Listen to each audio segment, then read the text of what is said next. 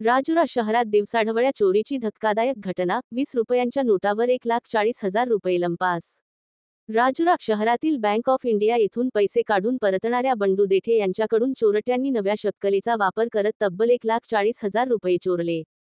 ही घटना दुपारी 12:30 वाजता घडली असून सीसीटीव्ही कॅमेऱ्यात संपूर्ण प्रकार कैद झाला आहे।